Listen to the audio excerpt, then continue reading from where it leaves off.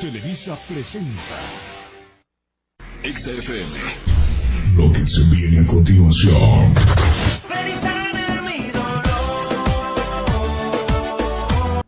Para. Ese no es el vídeo que tenemos que poner. Carlos, no, el otro. Ese. A ver si empezamos ya el vídeo. ¿Alguna vez habéis sentido que vuestro PC está pidiendo la jubilación a gritos? Esa sensación de abrir un juego nuevo, ponerlo todo al mínimo y ver que, aún así, va como un pase de diapositivas. Durante décadas la solución era simple. O bajar la resolución hasta que el juego pareciera de la Game Boy, o te gastabas el sueldo de un mes en una tarjeta gráfica nueva. Pero las reglas del juego han cambiado. Y es que estamos en un punto donde el hardware ya no puede escalar más rápido que nuestras exigencias. Queremos pantalla 4K, queremos ray tracing que simule cada rebote de luz y queremos que todo vaya a 144 FPS. Si intentáramos hacer eso de la forma tradicional, necesitaríamos una central nuclear al lado del escritorio para alimentar la gráfica. Y es que hoy vamos a hablar de cómo hemos pasado de necesitar una gráfica del tamaño de un ladrillo para jugar al Tetris a usar magia negra o, como dicen los técnicos, inteligencia artificial. En este videoanálisis vamos a destripar los dos pilares que están salvando nuestras carteras y nuestros frames: la super resolución y la generación de frames. Vamos a ver cómo tu tarjeta gráfica puede dejar de ser una calculadora para volverse una adivina y cómo esto afecta tanto al jugador como a los desarrolladores y sobre todo a ti. Lo primero que hay que entender es que la GPU ya no solo tiene núcleos para dibujar triángulos, ahora tiene cerebros dedicados. Es como si en un coche, aparte del motor para correr, tuvieras un copiloto con una supercomputadora que te va diciendo cómo tomar la curva antes de que llegues a ella. Supongo que os estaréis preguntando, ¿qué son estas tecnologías? Las GPU siempre han funcionado renderizando cada píxel a fuerza bruta. Si veías un píxel era porque la GPU lo había forjado con sus propias manos.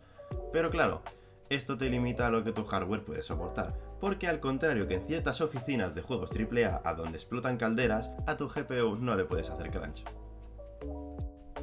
El renderizado nativo es costoso. Si juegas a 4K, tu gráfica tiene que calcular más de 8 millones de píxeles en cada fotograma. Y si quieres 60 imágenes por segundo, bueno, haced las cuentas, son casi 500 millones de píxeles por segundo. Es una barbaridad de datos que satura cualquier arquitectura si no le damos un respiro. Pues ahora, para no tener esos límites, muchas GPUs vienen con un hardware especializado, como los Tensor Cores de Nvidia, los AI Accelerators de AMD o los XMX Engines de Intel. Estos núcleos no sirven para dibujar, sirven para multiplicar matrices a una velocidad absurda. Son los que permiten que los modelos de aprendizaje profundo se ejecuten en milisegundos sin que el resto de la gráfica se entere. Sin estos núcleos, intentar usar IA para los gráficos sería como intentar correr el Cyberpunk en una calculadora. Se puede intentar, pero no va a terminar bien. Por ejemplo, para la resolución tenemos las herramientas de super resolución. Sí, un nombre muy original y autoexplicativo. Principalmente lo que hace es recibir la imagen en una calidad inferior, analiza cada uno de los píxeles y en ese mismo espacio genera más píxeles con mayor resolución que sean consistentes con lo que hay alrededor. Aquí es donde entra la magia del temporal upscaling. La IA no solo mira la imagen que tiene delante, sino que mira las imágenes anteriores. Sabe que si un objeto se movió un poco a la izquierda, esos píxeles que faltan en el frame actual probablemente estaban en el anterior. Es como montar un puzzle donde las piezas se van moviendo, pero tú tienes memoria fotográfica. Ojo, que como tal no es que te estire los píxeles, analiza la imagen completa y te la genera de nuevo, pero con mayor resolución. Esto es como si le dieras a un artista un dibujo borroso y él, basándose en todo lo que sabe del mundo, lo pintara de nuevo con todo lujo de detalles. Renderizamos a 1080p para ahorrar recursos y la IA lo escala a 4K. Es el truco perfecto para que tu gráfica no salga ardiendo al intentar mover el Garden of Banban. Y esto para los desarrolladores es una locura. Significa que puede usar texturas de altísima calidad y efectos de post-procesado, que antes daban miedo, sabiendo que la IA va a limpiar la imagen final y le va a dar ese acabado sharp o nítido que tanto nos gusta. Pero ojo, que no todo es felicidad en el reino de la IA. Hay recursos que la IA no puede inventar por mucho que lo intente, y eso es la VRAM o memoria de vídeo. Veréis, aunque la IA sea un artista increíble rescalando la imagen, el juego necesita tener las texturas reales cargadas en la memoria de tarjeta. Si intentamos meter texturas 4K en una gráfica hace 6 años con poca memoria, da igual cuánta super resolución le eches, el juego va a petar o vas a ver texturas cargándose a trozos, como si el mundo fuera de plastilina. Es la paradoja actual. La IA nos ahorra potencia de cálculo, pero nos exige más memoria para poder guardar los datos que luego tiene que procesar. Así que irónicamente la IA nos está empujando a comprar gráficas con más gigas, no porque no puedan calcular la imagen, sino porque no tienen sitio para guardarla. Luego están los fotogramas por segundo, que son como los niveles en los Souls. Al principio se nota mucho cómo suben, pero luego llega un punto en el que apenas hay diferencia, pero hay gente que le hace mucha ilusión ver un numerito más grande en la pantalla. Para esto tenemos la generación de frames. De este nombre directamente no voy a decir nada. La generación de frames es el concepto más polémico y a la vez más impresionante. Porque aquí ya no estamos mejorando lo que hay, estamos inventando lo que no existe. Es pasar de la fotografía a la precognición. Si la superresolución era un artista, la generación de frames es un guionista que escribe escenas intermedias que nadie grabó. Pues bien, esto es muy simple. Imagina que tienes 2 vacas. No, mejor, imagina que tienes un vídeo de una vaca. Pero como ves, se ve a trompicones porque tiene muy pocos frames por segundo. Pues esta tecnología analiza los frames reales y entre medias, teniendo en cuenta los movimientos del vídeo, te genera un frame intermedio completamente desde cero. Ahora tienes una vaca suave y fluida. Pero claro, ¿cómo sabe la IA dónde poner a la vaca en ese frame inventado? Usa algo llamado vectores de movimiento. El motor del juego le dice a la IA, oye, este objeto se está moviendo hacia allá a tal velocidad. La IA cruza esa información con los píxeles y ¡pum! Frame nuevo. Es tan rápido que el ojo no distingue cuál es el real y cuál es el inventado, a menos de que haya errores, claro. Básicamente, la IA está prediciendo el futuro inmediato para que tú no notes el salto entre imagen a imagen. ¿Es útil? Sí, pero hay que tener en cuenta que es una invención y que no es la realidad del motor del juego. Esto trae un problema del que se habla poco, el input lag o latencia. Como la IA tiene que procesar los frames para inventarse el nuevo, el tiempo que pasa desde que tú haces clic hasta que ves la acción en pantalla puede aumentar. Por eso, si vas a usar generación de frames, es casi obligatorio usar tecnologías de reducción de latencia, como reflex o anti-lag, porque si no, sentirás que estás jugando en la luna. Y aquí es donde se pone divertida la pelea entre marcas. Nvidia tiene Reflex, AMD tiene Anti-Lag Plus e Intel está intentando que no le quiten su trozo del pastel. ¿Por qué es importante esto? Porque de nada sirve que la IA te invente un frame en 2 milisegundos si luego tu ratón tarda 50 milisegundos en decirle al juego que has disparado. Es como tener un coche que va a 300 km por hora, pero cuyo volante tiene medio segundo de retraso. Te vas a comer la primera curva que te cruces. Lo que estas empresas están haciendo es sincronizar el trabajo de la CPU y la GPU para que se esperen la una a la otra. Ya no compiten solo por ver quién saca la imagen más bonita, sino por ver quién tiene los reflejos más rápidos. Estas tecnologías no se inventaron de la noche a la mañana, sino que ha sido un viaje de intentos borrosos y sin consistencia hasta el día de hoy. DLSS de Nvidia. Empezó con el 1.0, claro, no iban a empezar por el 27. Funcionaba, digamos que regular. Era un algoritmo que intentaba rellenar huecos, pero dejaba manchas y efectos como el ghosting. Y no es el ghosting que estáis pensando, no era que de repente la GPU desaparezca de tu vida sin dejarte ni una nota, sino que mientras que generaba los nuevos fotogramas, se quedaba una estela difuminada del fotograma anterior. Y entonces pasaron al DLSS 2. Desde luego ya son mejores nombrando sus proyectos que Xbox. Y ahí pasamos de un algoritmo simple a una red neuronal entrenada que se esforzaba para comprender la imagen. E incluso con el DLSS 3.5 se puede hasta reconstruir efectos como el Ray Tracing. Es considerada la herramienta que tiene mejor calidad, pero solo funciona en GPUs de RTX.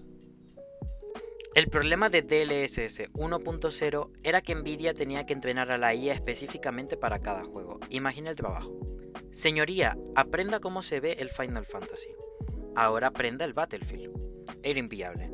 Por eso el salto al 2.0 fue tan grande porque crearon una red neuronal genérica que servía para todo. La gran baza de Nvidia es su integración vertical. Ellos hacen el chip, ellos hacen el software y ellos entrenan la IA en supercomputadores enormes. Por eso, aunque sean los más cerrados y caros, pueden llevar la delantera en calidad de imagen pura. FSR de AMD. Aquí la cosa cambia. El FSR original no usaba IA. Era un escalado espacial de un solo paso, básicamente un filtro de enfoque muy avanzado que se aplicaba al final de la imagen. Era simple, pero por eso funcionaba en todas las gráficas. Con FSR 3 ya metieron la generación de frames para intentar alcanzar a la competencia. Funcionaba en casi todas las GPUs, pero también es conocida por tener unos cuantos problemas de calidad. Aún así, que puedas activar generación de frames en una tarjeta de hace 4 o 5 años es un movimiento que hay que aplaudir, aunque no sea tan perfecto como el de la competencia. Lo bueno de AMD es su filosofía. Si tienes una gráfica, te ayudamos, no importa si es vieja, si es de la competencia o si es una consola. FSR 1 y 2 salvaron a mucha gente con gráficas antiguas. Sin embargo, al no usar hardware dedicado a IA, al principio les costaba más evitar que la imagen vibrara o tuviera artefactos extraños en movimiento. XeSS de Intel. Fueron los últimos en llegar y su diferencia principal es que tienen dos versiones. La DP4A, que funciona en muchas GPUs y tiene una calidad aceptable, y la XMX, que tiene bastante más calidad pero solo funciona en GPUs de XMX. Intel lo que ha hecho es un camino intermedio. Si tienes gráficas Intel Arc, usas el modelo potente. Si no, usas una versión simplificada. Es una forma de decir, queremos ser como Nvidia en calidad, pero como AMD en compatibilidad. Para ser los nuevos en la clase, les ha salido bastante bien la jugada. Y ahora, ¿qué implicaciones tiene esto para el desarrollo? Primero, la optimización. Ahora será mucho más fácil optimizar, o mejor dicho, será menos necesario hacerlo.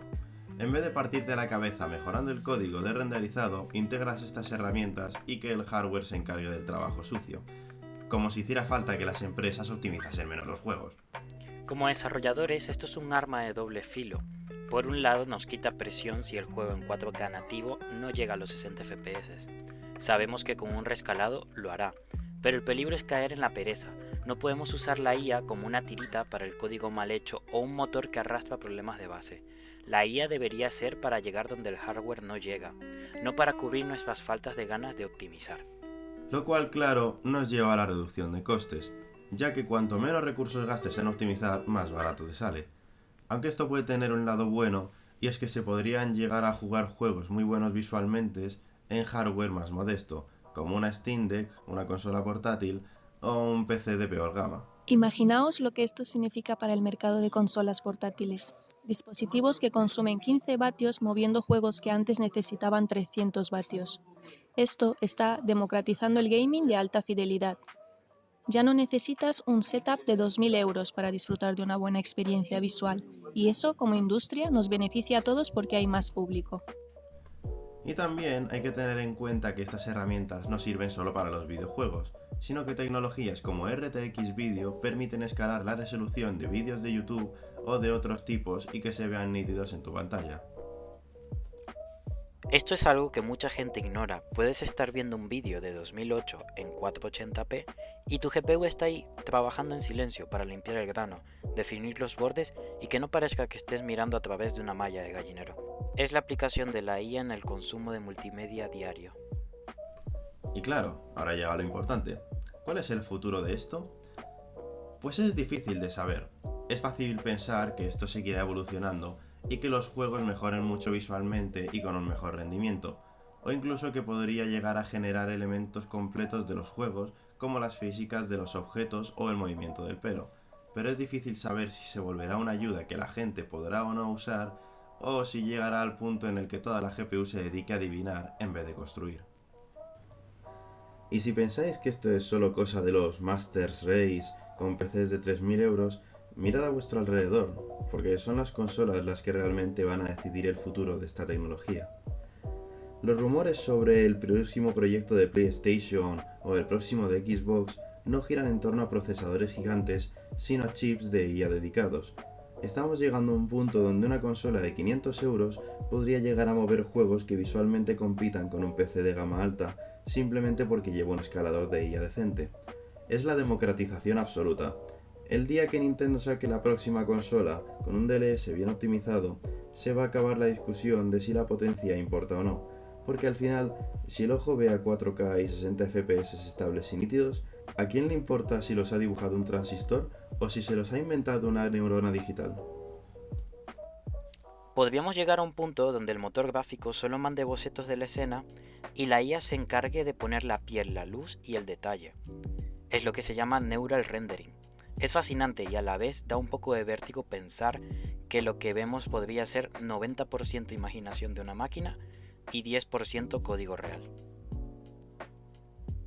Al final, el objetivo de la informática gráfica siempre ha sido engañar al ojo para que crea que lo que hay en la pantalla es real. Si la IA es el mejor pincel para ese engaño, se acabará imponiendo. En conclusión, puedes estar más a favor o en contra de la IA y de sus aplicaciones en este campo, pero desde luego son herramientas que existen y que no parece que vayan a irse pronto. Así que supongo que solo nos quedará ver cómo avanzan y ver si esto es el futuro o solo un presente muy exagerado. Hasta entonces, yo voy a echarle IA a los cereales, que aparentemente combina con todo.